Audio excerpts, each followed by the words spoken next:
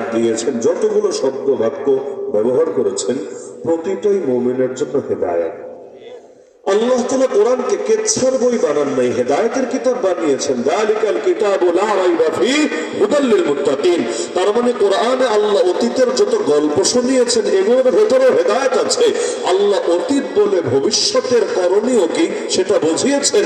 এজন্যই আল্লাহ তাআলা এগুলোকে সবগুলোকে একসঙ্গে হেদায়েত বলে আখ্যায়িত করেছেন। তো আমরা জানি কোরআন মাজিদের মধ্যে আল্লাহ তাআলা অতীতের যেই জাতি সম্পর্কে আলোচনা সবচাইতে বেশি করেছেন তারা হলো বনি ইসরাইল।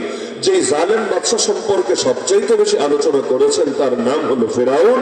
এবং ওই প্রেক্ষাপটে যে নবীর নাম বারবার বারবার এসেছে সেই নবীর নাম নবী মুসা আলাইহিস সালাতু ওয়াস সালাম।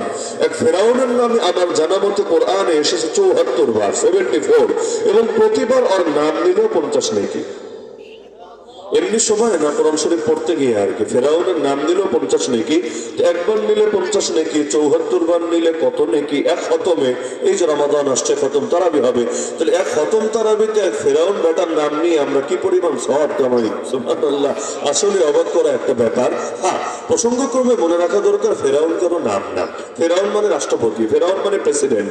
তো আঞ্চলিক ভাষায় যেমন প্রেসিডেন্টকে আমরা আমাদের বাংলা ভাষায় রাষ্ট্রপতি বলি, এটা আমাদের ভাষা। ইন্ডিয়ানরা বলে না, পাকিস্তানিরা বলে না, আফগানিরা বলে না, মার্কিনিরা ব্রিটিশরা বলে না, আমরা আমাদের ভাষায় রাষ্ট্রপতি বলি। যেহেতু আমরা বাংলায় কথা বলি, আমরা আমাদের মুদ্রাকে টাকা বলি। ইন্ডিয়ার মুদ্রাকে টাকা বলে না, রুপি বলে। আবার ইউনাইটেড কিংডম মানে ইংল্যান্ডের টাকে আবার রুপি বলে না, সেটারে আবার অন্য নামে ডাকে। এরকম এক এক দেশের এক এক আঞ্চলিক নাম থাকে। তো ফেরাউন হলো মিশরের বাদশাহকে ওরা আঞ্চলিক শব্দে এই নামে ডাকতো। এরকম ফেরাউন একজন দুজন না, বহুত বহুত বহুত ছিল। কত ফেরাউন এলো আর গেল, কিন্তু মাঝখানে এই ফেরাউন যেটা, এই বেটা এমন ভাইরাল হলো আকাম কুকাম করে একেবারে ফেরাউন শব্দটি আর নামের সঙ্গে লেগে গেল। দুনিয়াতে কাক কিন্তু কম নাই, তো কাউয়া বললে সবাই একটারই বোঝে। দুনিয়াতে মুরগি চুরি করে এমন লোক কম নাই, কিন্তু মুরগি চোরা বললে একজনের ইমেজটাই জেহেনের মধ্যে ভেসে আসে। অনেক কিছু করে যে নামগুলো পর্যন্ত একেবারে ওদের সাথে লেগে যায় অঙ্গাঙ্গি ভাবে। তো ফেরাউন বহু ছিল, বহু। এর মধ্যে একটা ফেরাউন এমন ভাবে এই নামে পরিচিত হয়েছে, এখন ওর আসল নাম কি এইটাই লোকে ভুলে গেছে। যেমন আবু জাহালের আসল নাম কি কয়জনে জানে?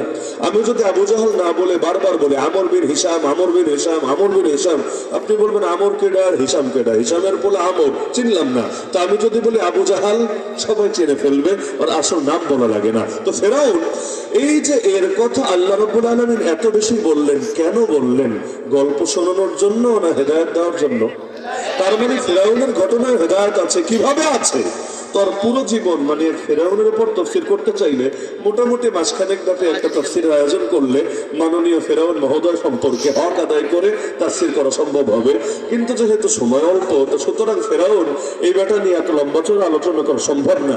আমি ওর ঘটনাকে সামনে রেখে মৌলিক দু একটা বার্তা আরজ করে আলোচনা হইতে টানবো ইনশাআল্লাহ। ফেরাউনি নিজাম এটা একটা ব্যক্তির শাসন মনে না করে একটা আদর্শিক শাসন, একটা সিস্টেম মনে করতে পারেন, যে আদর্শ কিয়ামত পর্যন্ত বারবার আসবে। এক ফেরাউন লোকান্তরে, লক্ষ ফেরাউন ঘরে ঘরে দেখা যাবে।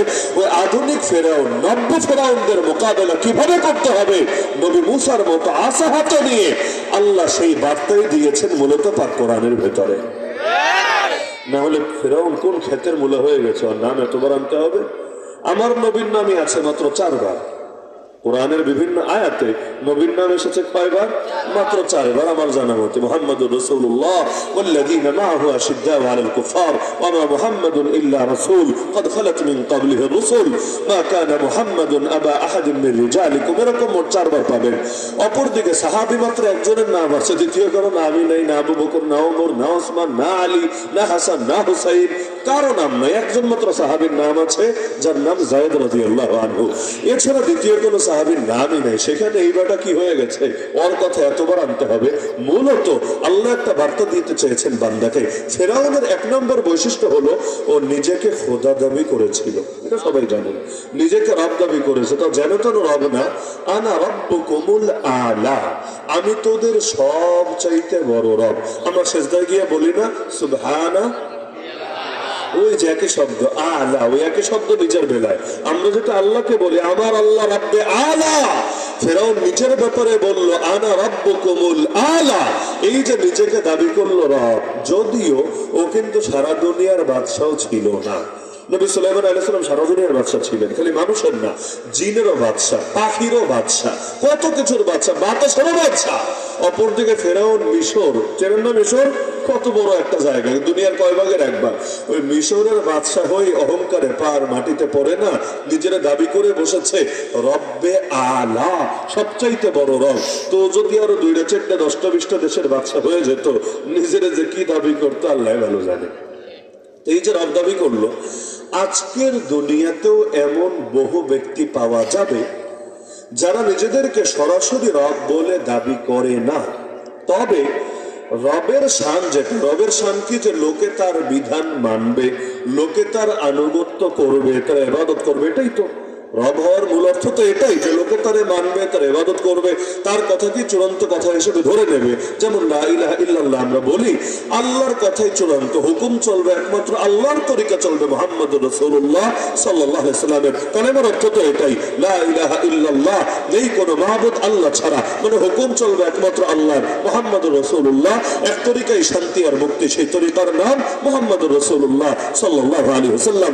তো ফেরাউন যেভাবে নিজের কথা চূড়ান্ত বলে ধরে নিয়েছিল, এই ফেরাউনটাকে একটা ব্যক্তি মনে না করে একটা সিস্টেম যদি মনে করেন ফেরাউনি নিজাম, তাহলে আজকে দুনিয়ার বহু জায়গায় দেখবেন এখানেও নিজেদেরকে এমন ভাবে খোদার আসনে আসীন করে রাখে, ওরা যা বলবে সেটাকেই লোকের জন্য চূড়ান্ত মনে করতে হবে। এমনকি আল্লাহ বলেছেন একটা, ওরা বলেছে আরেকটা, ওই আল্লাহটার পক্ষে গেলে মামলা দেবে, ওদেরটারে মেনে নিলে সুনাগরিক বলে আখ্যায়িত করবে। কি বলবেন আপনি? যে বাংলাদেশের সংবিধানে লিখে রেখেছে সকল ক্ষমতার মালিক জনগণ, এইটাও কি একটা ফেরাউন টাইপের কথা না? ফেরাউন বলেছে সকল ক্ষমতার মালিক ও একা, আর এখানে বলতে যে সকল ক্ষমতার মালিক আম জনতা। যদিও আম জনতা মালিক এইটা আবার এত ব্যাপক না, তাহলে তো আমরা যা চাইতাম তাই হতো, কিন্তু আমি আপনি এখানে কোনো বিষয়ই না, আমরা কোনো ফ্যাক্টরি না, এখানে ওরা কয়েকজন মিলে যা চাইবে বাস সেটাই চূড়ান্ত কথা, এর বাইরে কোনো কথাই চলবে না। যেমন উদাহরণ দেই, বেশ্যাখানা আল্লাহ হালাল করেছেন না হারাম? সবাই একমত তো? মাযহাবি কোনো দ্বিমত আছে? মাসলাকে কোনো ইখতিলাফ আছে? নাই। তাহলে বাংলাদেশে হালাল করলো কে? হালালের লাইসেন্স দিল কে? অনুমোদন দিল কে? শুধু অনুমোদন না, নিরাপত্তা দিল কে?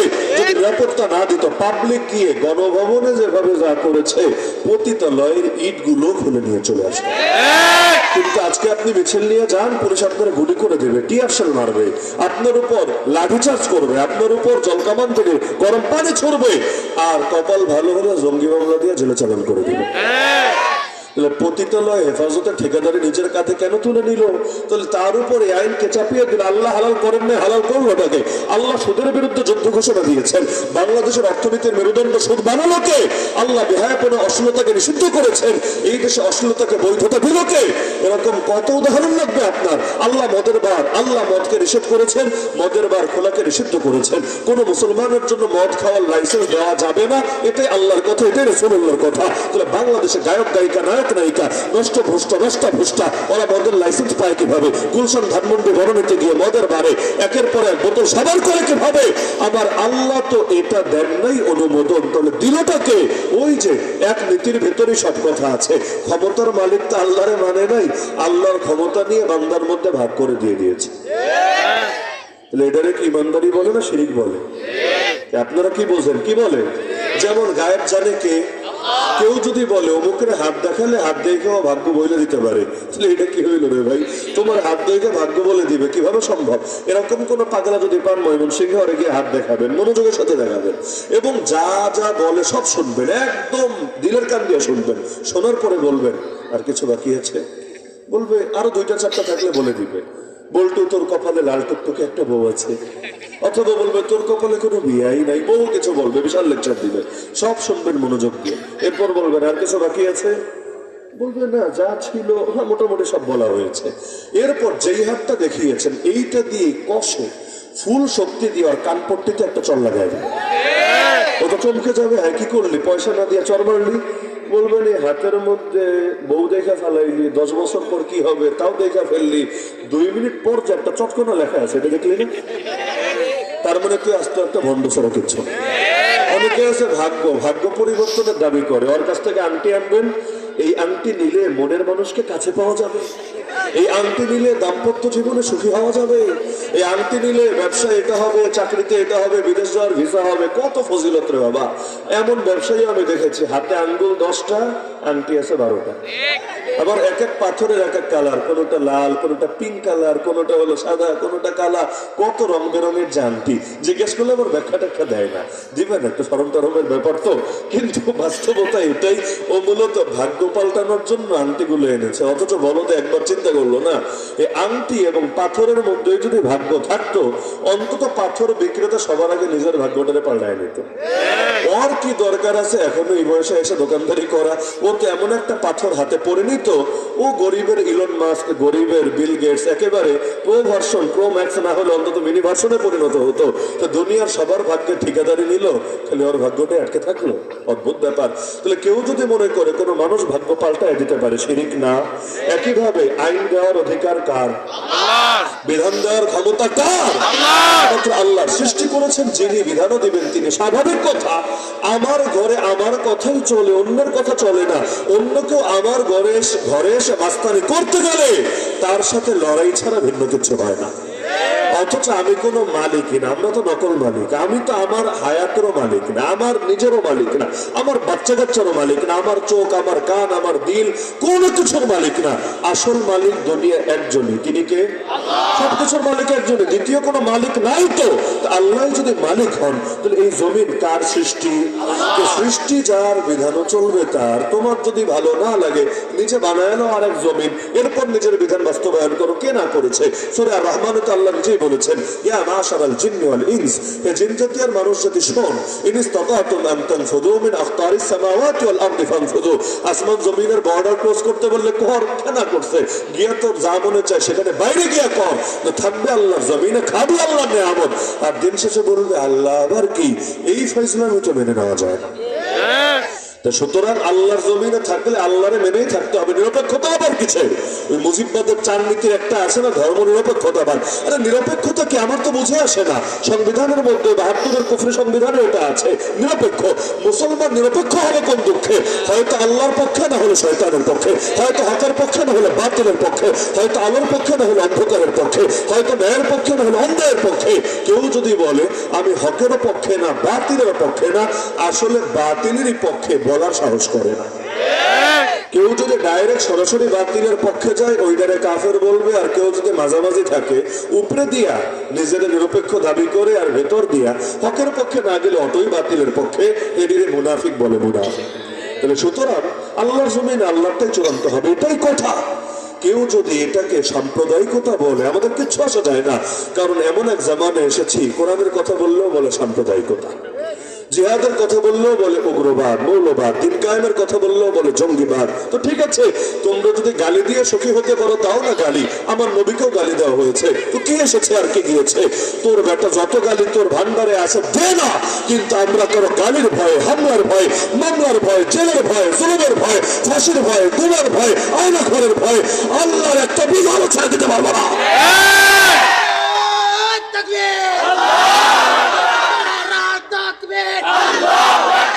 ইসলামের চতুরা হুশিয়ার সাবধান, স্বৈরাচারের দালালেরা হুশিয়ার সাবধান, কসাইমনির আস্তানা ভেঙে দাও, ভেঙে দাও। নারায়ে তাকবীর।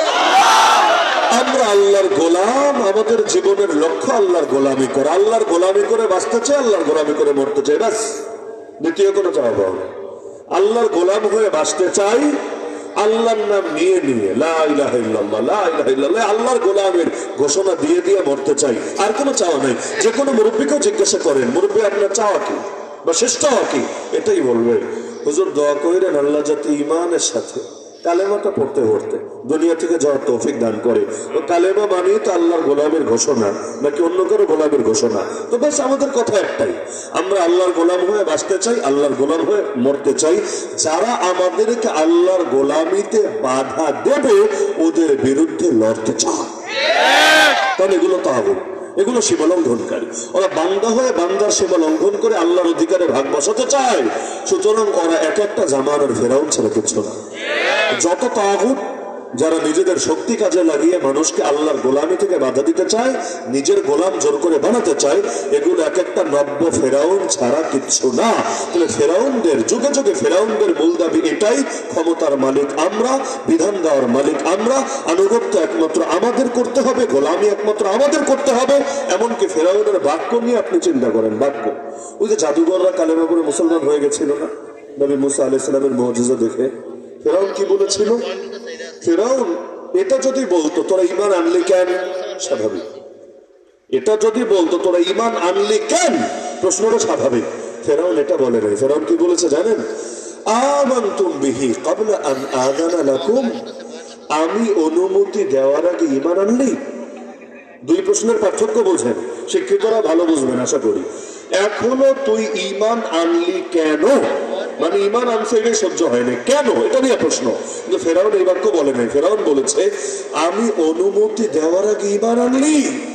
যতটা না তার চিন্তা ঈমান নিয়ে, তার চাইতে বেশি চিন্তা হলো অনুমতি ছাড়া কাজ করা নিয়ে। আজকালকার যুগের সাথে মেলে। দ্বীনের কথা বলবেন অনুমতি নিয়ে বলবেন। কেন?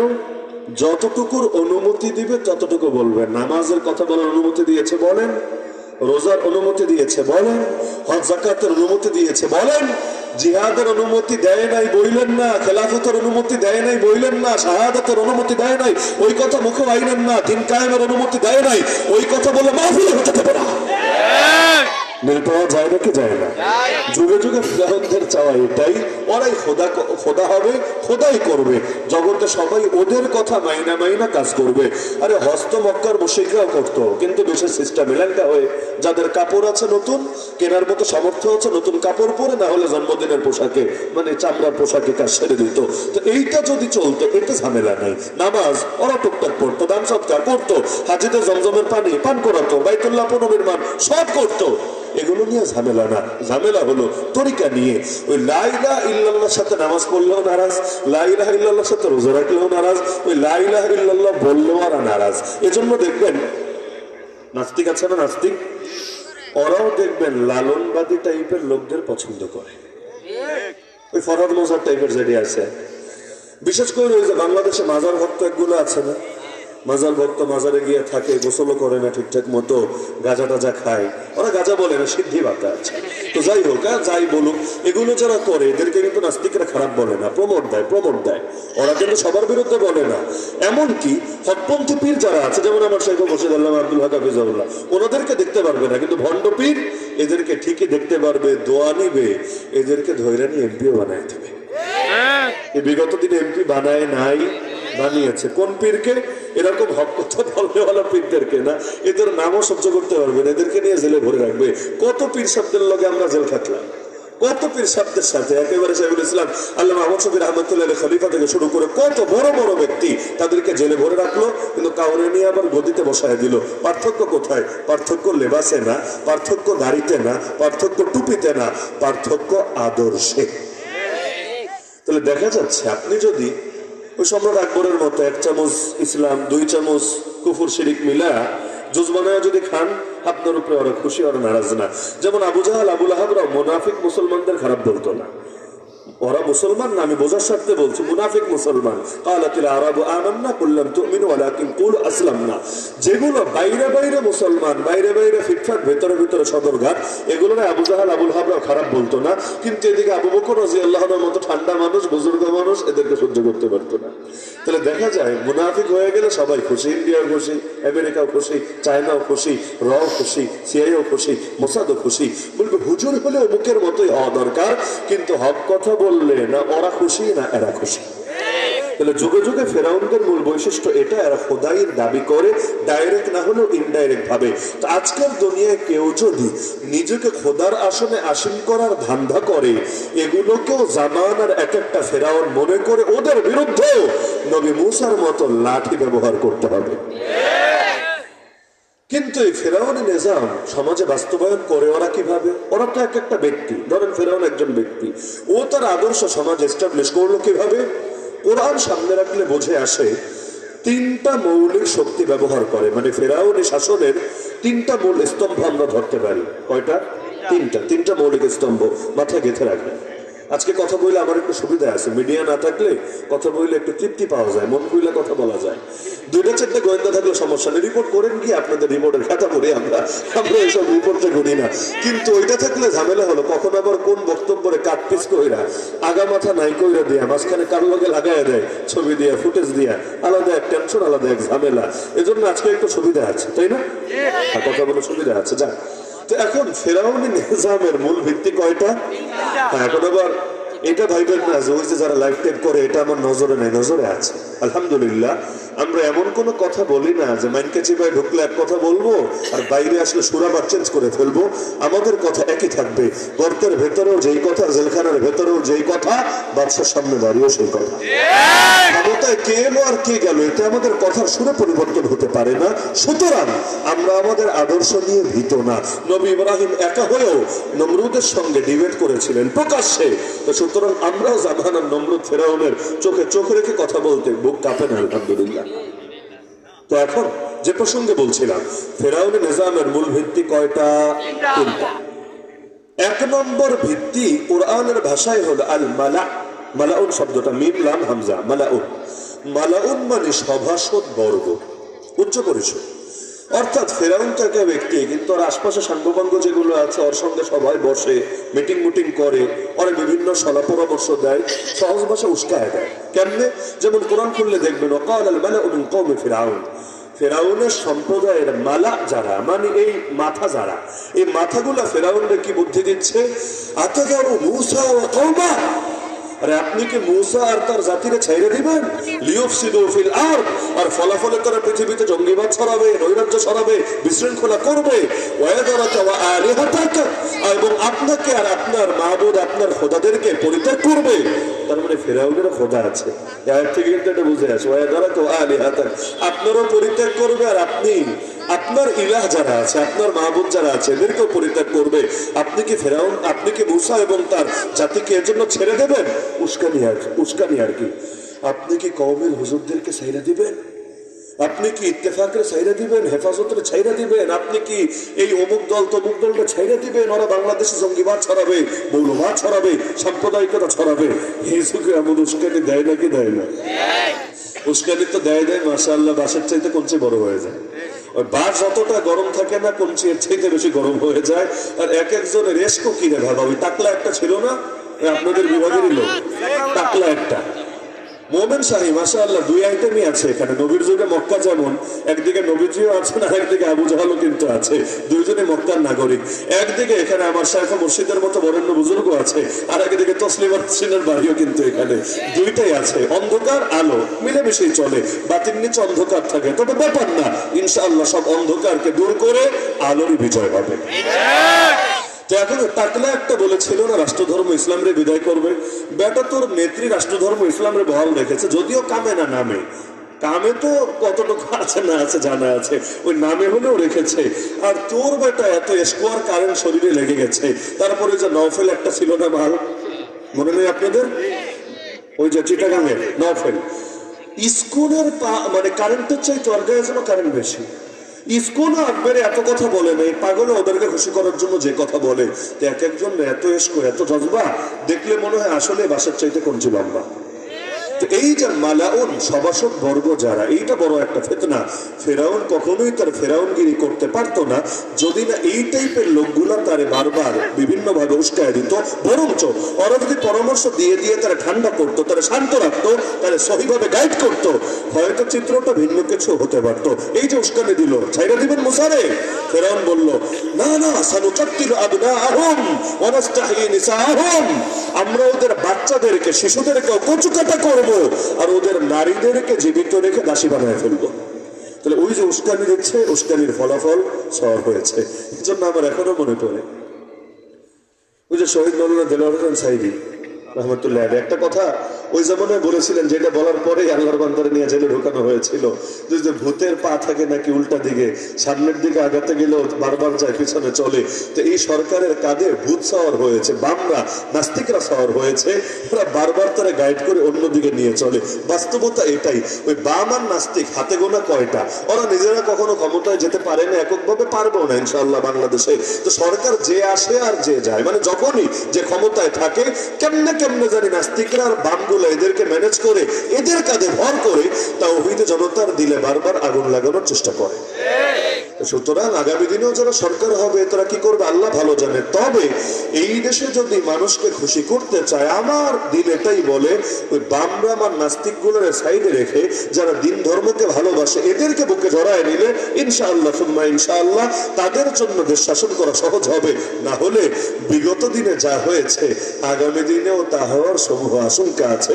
বিশেষ করে জাতি যখন রক্ত দেওয়া একবার শিখেই গেছে, রাস্তা যখন একবার চিনেই ফেলেছে, চিন্ত না এক ব্যাপার, কিন্তু রক্ত যখন দেওয়া শিখেই গেছে, সুতরাং যেই ফাইজলামি করো না কেন সামনের দিনে জাতি কিন্তু ছেড়ে দিবে না। আন্দোলন একবার করলো, 6 মাসে বহু ধরনের ঝামেলা পড়লো, 6 মাস পর হলেও আবারও কিন্তু বুলডোজার অভিযান চালিয়ে আসিরে ভাই আসি প্রমাণ কিন্তু ঠিকই দিয়ে গেল। তাহলে সুতরাং জাতি জাগবে, বারবার জাগবে ইনশাআল্লাহ, নিত্য নতুন রূপ ধরে সামনে আসবে। তাহলে মালাউন, এই নেতৃস্থানীয় যারা, যেমন ধরেন মালাউনের মধ্যে এই যুগে কারা, মালাউন মানে ওই যে আবার ওই গালি না, এটা হলো এই কোরআনের শব্দ। মালাউন পরিষদ বর্গ, সভাসদ বর্গ, আর একটা হলো মালউন অভিশপ্ত, শব্দ আলাদা, শব্দ আবার টাচ লাগে না। আচ্ছা, এই উচ্চ পরিষদের ভেতরে আমার যুক্তি অনুসারে বলে বর্তমানে 2টা শ্রেণী আছে। কয়টা শ্রেণী? এক হলো মন্ত্রী পরিষদ আর এক হলো আমলাতন্ত্র। এক হলো মন্ত্রী পরিষদ আর এক হলো আমলাতন্ত্র, যারা সরকারের কাজগুলোর ফিল্ডে বাস্তবায়ন করে এবং তাকে বিভিন্নভাবে সলা পরামর্শ দিয়ে ভালো লাইনে কমই চালায় আর উল্টা লাইনে বেশিরভাগ সময় চালানোর চেষ্টা চালায়। এই 2 শ্রেণীর মধ্যে মন্ত্রীরা তো মোটামুটি ভেগেছে, তাই না, মোটামুটি পালাইছে, কিন্তু আমলাতন্ত্র তো আগের গুলোই রয়ে গেছে, তাই না? আমলাতন্ত্র আগের গুলো রয়ে গেছে না, রয়ে গেছে। সুতরাং যতই বিপ্লব বিপ্লব বিপ্লব বলতে বলতে মুখে ফেনা তুলে ফেলেন, পুরান মদরে যদি নতুন বোতলে আইনা হাজির করেন, জিনিস যা থাকে তাই থাকবে।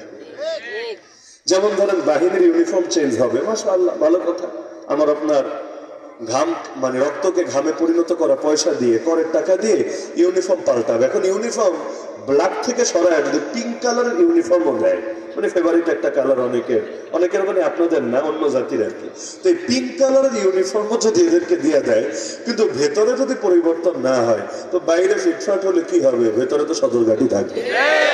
তো ওদের মধ্যে চিহ্নিত অপরাধী যেগুলো, সবগুলোর এখনো বিচার করলেন না, সুনির্দিষ্ট ভাবে অপরাধ প্রমাণিত হওয়ার পর বিচারে আওতায় আনলেন না, আর বাকিদেরকে কাউন্সিলিং করার, বড় বড় বুজুর্গদেরকে নিয়ে ওদেরকে শরিয়া বিষয়ে তারবিয়াত করার, ওদের দিলগুলোকে আল্লাহর ভয়ে ভীত করার চেষ্টা চালালেন না। 1000 বার ইউনিফর্ম পাল্টায়ও কাজের কাজ কিচ্ছু হবে।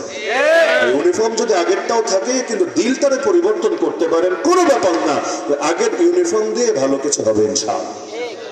মূল জায়গায় মানে ব্যথা এক জায়গায়, ওষুধ দেয় আরেক জায়গায়, কি বা বলার আছে। তা আমলাতন্ত্র এটা হলো ফেরাউনি নিজামের অন্যতম একটা উৎস।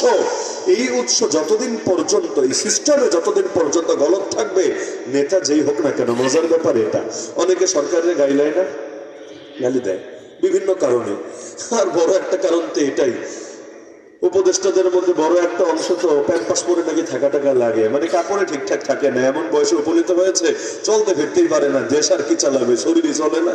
আগে তো শরীর চলবে, আকল চলবে, এরপর না দেশ চলবে। আর ওই বয়সে গেলে এমনি দর ঢোকে ভেতরে। তো নবী বলেছেন মানুষ বুড়া হয়, ভেতরে 2টা স্বভাব জোয়ান হয়, এর মধ্যে একটা হলো লোভ আর একটা হলো লম্বা জীবনের আশা। লম্বা জীবনের আশা তো জোয়ানকালে রক্ত যেমন গরম থাকে, একেবারে জান দেওয়ার জন্য রেডি থাকে অনেকেরই, সবার না তবে অনেকেরই, বয়স হওয়ার পর সেটা থাকে না।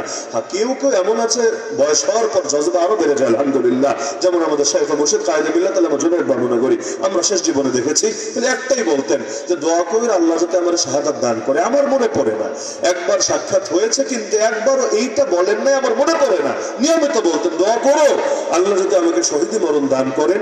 এবং আমরা বিশ্বাস করি আল্লাহ তার বান্দাকে শহীদ হিসেবে কবুল করেছেন। কেন সেই ব্যাখ্যা আর এখন দেব না। আল্লাহ তাআলা কখনো বাস্তবতা উন্মোচন করবেন ইনশাআল্লাহ, করবেন ইনশাআল্লাহ। দুনিয়া না হলে আখিরাতে হবেই হবে ইনশাআল্লাহ। তবে আমাদের দিল এটাই বলে এবং বাস্তবতা ঘেটে আমরা এই ধারণাই পোষণ করি তাকে শহীদ করা হয়েছে, মৃত্যুটা স্বাভাবিক মৃত্যু ছিল না, বাকিটা আল্লাহই ভালো জানেন। তো দেখা যাচ্ছে যে মানুষ তাদেরকে বকা দেয়, ঠিক আছে, কিন্তু ভাই কাজ করবে কারে নিয়ে? আমি তো অর্ডার দিলাম, কিন্তু অর্ডার বাস্তবায়ন করবে যে সে। যদি বাংলাদেশে ধরেন আমি ক্ষমতায় গেলাম, আপনি ক্ষমতায় গেলেন, কিন্তু কাম করবেন কারে নিয়ে? যাদেরকে নিয়ে করবেন ওদের দিল শিরিকে ভরা, জাহেলিয়াতে ভরা, ভণ্ডামিতে ভরা, ফেরাউনি আদর্শে ভরা। তো নেতা যারাই বানান না কেন, নীতির পরিবর্তন যতদিন না ঘটবে এবং ভালো মানুষরা তার সহযোগী না হবে ততদিন পর্যন্ত কিন্তু কিছুতেই সফলতা আসবে না। এজন্য আল্লাহ সব নবীর জন্য সাহাবী বানান, সব নবীর জন্য বিশেষ ওয়াজির বানান। আল্লাহ রাসূল সাল্লাল্লাহু আলাইহি ওয়াসাল্লামের জন্য আল্লাহ নিজেই সাহাবী নির্ধারণ করেছিলেন। সাহাবী চাইলেই হতে পারে না, কপাল লাগে।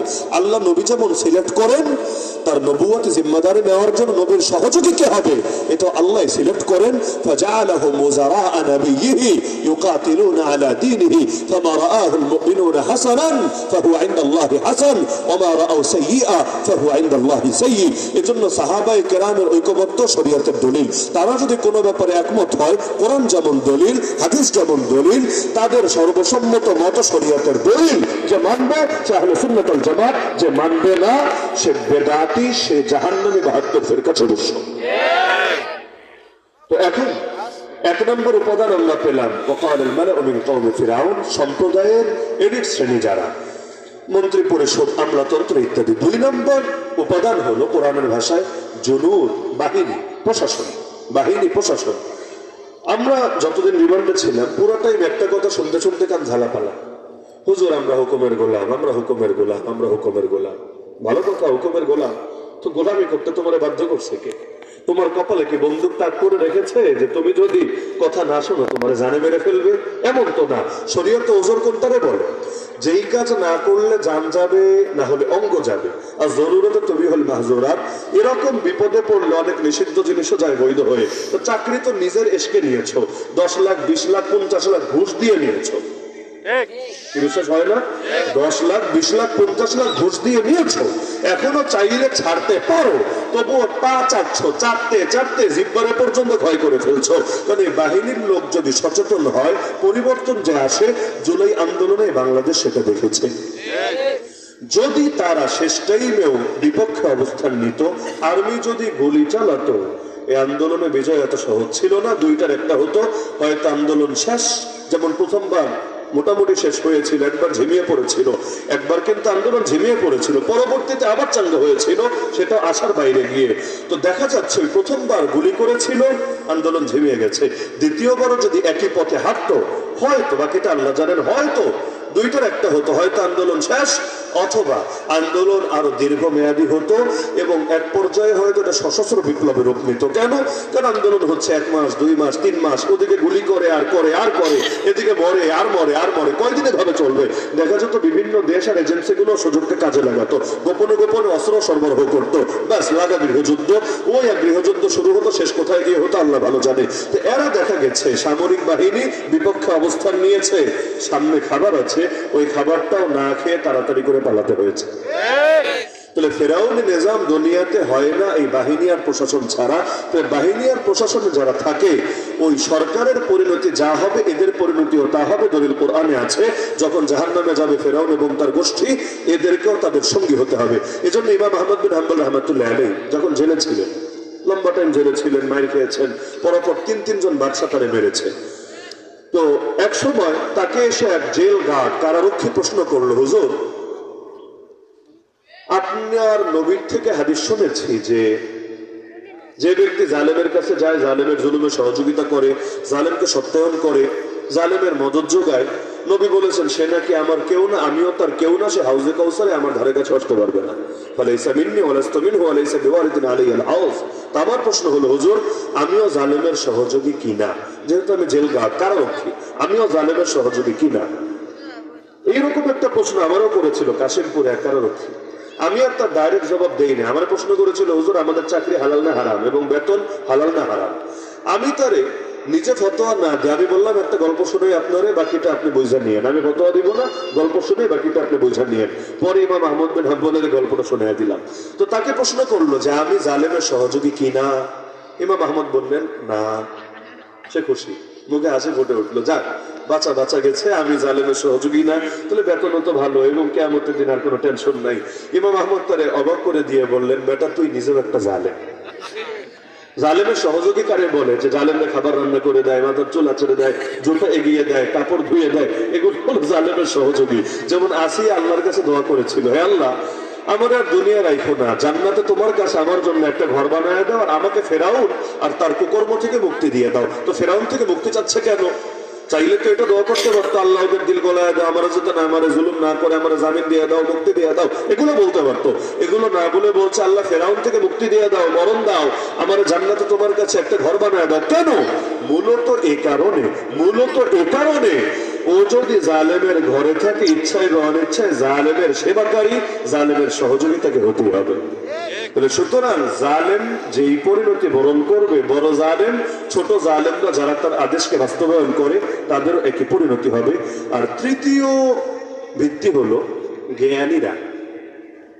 বাংলাদেশে ওই বড় বড় বুদ্ধিজীবী, এই বুদ্ধিজীবী শ্রেণী, মিডিয়া, এগুলো হলো ফেরাউনের নিজাম বাস্তবায়ন করার অন্যতম ভিত্তি। আলহামদুলিল্লাহ হযরত চলে এসেছেন, আবার কখনো সুযোগ পেলে এই বিষয়ে বাকি আলোচনা হবে। আল্লাহ সবাইকে তৌফিক দান করুন, আমিন। ওয়া আখিরু দাওয়ানা আলহামদুলিল্লাহি রাব্বিল আলামিন।